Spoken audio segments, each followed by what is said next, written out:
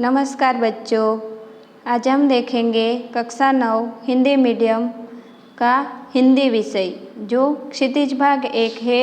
उसमें से 13वां जो पाठ है ग्रामश्री, उसके बारे में हम आज अभ्यास करेंगे। तो उसे लिखा है सुमित्रा नंदन पंत ने। तो सबसे पहले हम सुमित्रा नंदन पंत का जो परिचय है वो देखते हैं। सुमित्रा नंदन पंत का जन्म उत्तरांचल के अल्मोड़ा जिले के कौसानी गांव में सन 1900 में हुआ। उनकी शिक्षा बनारस और इलाहाबाद में हुई। आज़ादी के आंदोलन के दौरान महात्मा गांधी के आह्वान पर उन्होंने कॉलेज छोड़ दिया। छायावादी कविता के प्रमुख स्तंभ रहे सुमित्रा नंदन पंत का काव्य क्षितिज 1916 से 1977 तक फैला है। सन 1977 में उनका देहावसान हो गया। वे अपनी जीवन दृष्टि के विभिन्न चरणों में छायावाद, प्रगतिवाद एवं अरविंद दर्शन से प्रभावित हुए। वीणा, ग्रंथि, गुंजन, ग्राम्या, पल्लव, युगांत, स्वर्ण किरण, स्वर्णधूलि, कला और बूढ़ा चांद, लोकायतन, चिदंबरा आदि उनकी प्रमुख काव्य कृतियाँ हैं। उन्हें साहित्य अकादमी पुरस्कार, भारतीय ज्ञानपीठ पुरस्कार एवं सेवियत लैंड नेहरू पुरस्कार से सम्मानित किया गया है। पंत की कविताओं में प्रकृति और मनुष्य के अंतरंग संबंधों की पहचान है।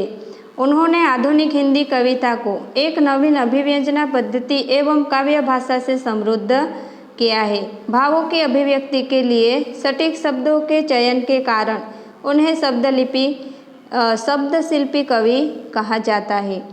तो यहाँ पर उनका परिचय हमने देखा। ये जो काव्य लिखा है उसके बारे में हम यहाँ पर थोड़ी सी जानकारी देखते हैं।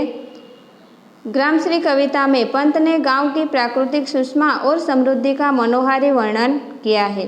खेतों में दूर तक फैली लहलहाती फसलें, फल फूलों से लदी पेड़ों की डालियाँ और गंगा की सुंदर रेती कवि को रोमांचित करती है। उसी रोमांच की अभिव्यक्ति है यह कविता। यह जो कविता लिखी है उसमें उन्होंने क्या लिखा है कि गांव की जो प्राकृतिक सुषमा है और समृद्धि जो है उसका यहाँ पर उन्होंने मनोहारी वर्णन किया है। तो खेतों में दूर तक जो हरियाली फैली हुई है, जो फसलें हैं उनके बारे में उन्होंने लिखा है। और गंगा की सुंदर रेती जो है वो कवि को क्या करती है, रोमांचित करती है। और उसी रोमांच की जो अभिव्यक्ति उनके मन में हुई है उसी बात को यहाँ पर कवि ने अभिव्यक्त किया है। तो आइए अब हम काव्य की शुरुआत करते हैं।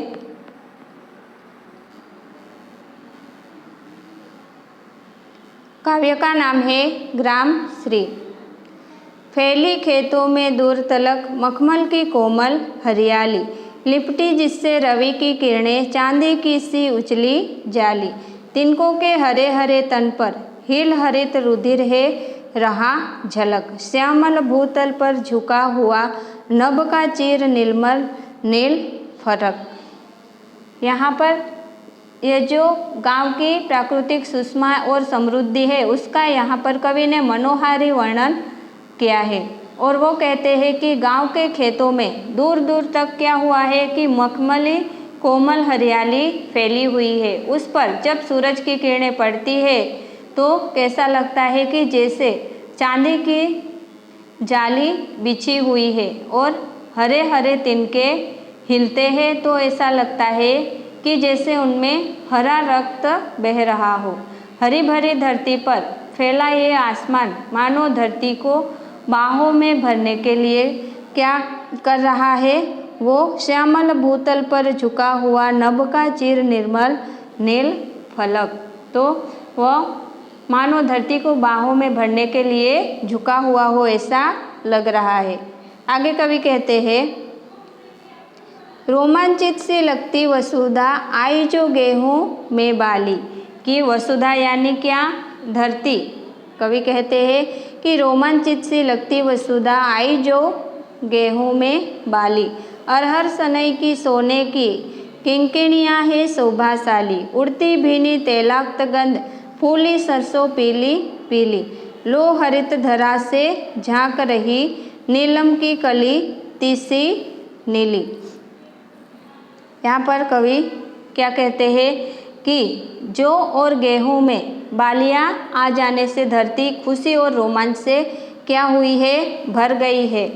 अरहर और सनई में फलियां लग गई है, वे पककर सुनहली हो गई है और हिलने पर उनमें से क्या हो रहा है, मधुर ध्वनि निकल रही है और ऐसा लगता है कि धरती की करधनी में लगे घुंघरू की धरती की करधनी में, यानी कि उसके कमर में करधनी यानी कमर में जो पहनने वाला आभूषण होता है वह, तो धरती में उसकी करधनी में लगे हुए घुंघरू हो ऐसे लग रहे हैं और वह जो बजकर रोमांच को और भी बढ़ा रहे हैं। चारों ओर सरसों के फूल है, कि चारों ओर क्या है, सरसों के फूल है जो समूचे पूरे वातावरण को क्या कर रहे हैं, अपनी तैलीय गंध बिखेर कर, अपनी तैलाक्त गंध यानी कि तैलीय गंध बिछाकर क्या कर रहे हैं, जो तेलयुक्त गंध होती है ऐसी तैलीय गंध बिखेर रहे हैं। इसी समय हरी भरी धरती से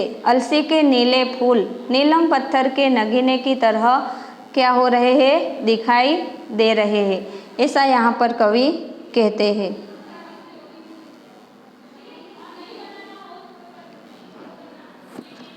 रंग रंग के फूलों में रिलमिल हंस रही सखियाँ मटर खड़ी, कि क्या हो रहा है कि कवि क्या कहते हैं कि रंग बेरंगी फूल, रंग रंग के फूलों में रिलमिल हंस रही सखियाँ मटर खड़ी, मखमली पेटियों सी लटकी छिमियाँ छिपाए बीज लड़ी, फिरती है रंग रंग की तितली।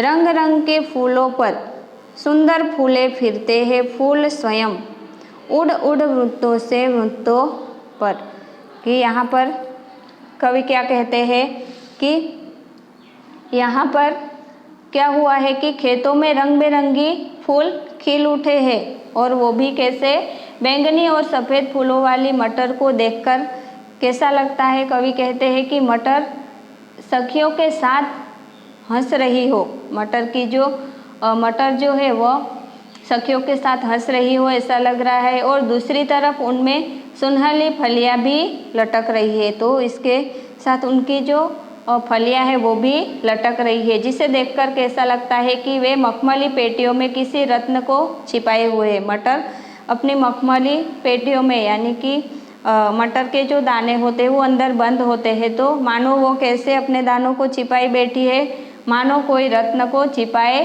बैठी हुई हो। रंग बेरंगी जो तितलियां है वह भांति भांति के सुंदर वृक्षों पर फूलों पर उड़ रही है और हवा के झोंकों से जब फूल एक डाली से दूसरी डाली को छूते हैं तो लगता है कि वे खुशी से फूले नहीं समा रहे हैं। इस तरह से यहाँ पर उन्होंने इसका भी वर्णन किया है। आगे देखते हैं। अब रजत स्वर्ण मंजरियों से लद गई आम्र तरु की डाली, झन रहे ढाक पीपल के दल, हो उठी कोकिला मतवाली। आगे क्या कहते हैं कि ये जो आम के पेड़ की डालियां है, अब रजत स्वर्ण मंजरियों से लद गई आम्र तरु की डाली, आम्र यानी आम, तो झर रहे ढाक पीपल के दल, हो उठी कोकिला मतवाली। महके कटहल मुकुलित जामुन, जंगल में झरबेरी झूली, फूले आडू नींबू डाडिम, आलू गोभी बैंगन मूली। यहाँ पर कवि कह रहे हैं कि ये जो आम के पेड़ की डालियाँ है वो क्या हुई है कि सोने चांदी की मंजरियों से लद गई है, ढाक और पीपल के पत्ते गिरने लगे हैं। ढाक यानी क्या होता है, पलाश, तो उनके जो पत्ते हैं वो गिरने लगे हैं और कोयल जो है वसंत ऋतु की मादकता में मतवाली हो गई है, अर्थात कि आम की डालियों पर बैठकर वो कूकने लगी है, यानी कि अपने मीठे आवाज़ में गाने लगी है। कटहल के पेड़ों और जामुन के अधखिले फूलों से सारा वातावरण कैसा हो गया है, महक उठा है। जंगल में झरबेरी की झाड़ियाँ फूलों से लदकर लटक गई है, आड़ के पेड़ में फूल आ गए हैं, नींबू और अनार फलों से लद गए हैं और खेतों में आलू, गोभी, बैंगन, मूली आदि सब्जियां भी क्या हुई है, लहलहा उठी है। पीले मीठे अमरूदों में अब लाल लाल चित्तियाँ पड़ी, पक गए सुनहले सुनहले मधुर बेर, अमली से तरु की डाल जड़ी, लह लह पालक मह मह धनिया, लौकी और सेम फली फैली, मखमली टमाटर हुई लाल, मिर्चों की बड़ी हरी थैली। कवि कहते हैं कि अमरूद पककर पीले और मीठे हो गए हैं, उन पर लाल लाल चित्तियाँ यानी कि पक जाने से उन पर चित्तियाँ यानी कि धब्बे पड़ गए हैं। मीठे बेर पककर सुनहरे हो गए हैं और अमली यानी आंवले की लदी से पेड़ की जो डालियाँ है वो ऐसी लगती है मानो उन पर क्या हुआ है, सितारे जड़ दिए गए हो, और लौकी और सेम की लताएं जमीन पर फैल गई है। लौकी और क्या है, सेम जो है वो उनकी जो लताएं हो वो भी जमीन पर फैल गई है और उनमें फल लग गए हैं। टमाटर मखमल की तरह कैसे हो गई है, मखमली टमाटर हुई लाल, मिर्चों की बड़ी हरी थैली, कि टमाटर अब मखमल की तरह लाल हो गए हैं और मिर्चों के गुच्छे बड़ी सी हरी थैली जैसे दिख रहे हैं।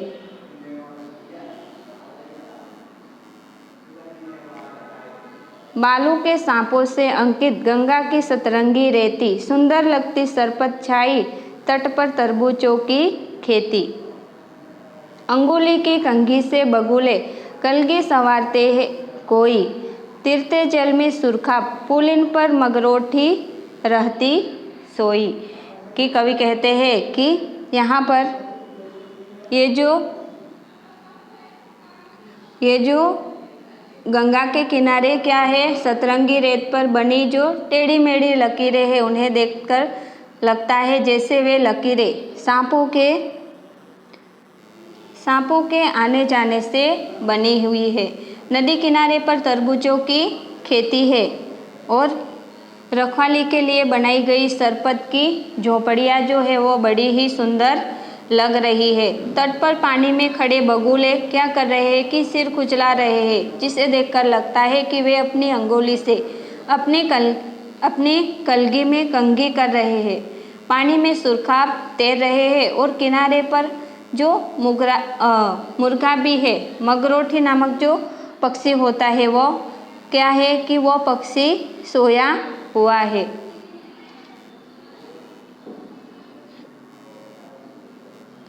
हंसमुख हरियाली हिम आतप, सुख से अलसाई से सोए, भीगी अंधियाली में निशी की, तारक स्वप्नों में से खोए, मरकट डिब्बे सा खुला ग्राम, जिस पर नीलम नभ आच्छादन, निरूपर हिमांत में स्निग्ध शांत, निज शोभा से हरता मनजन।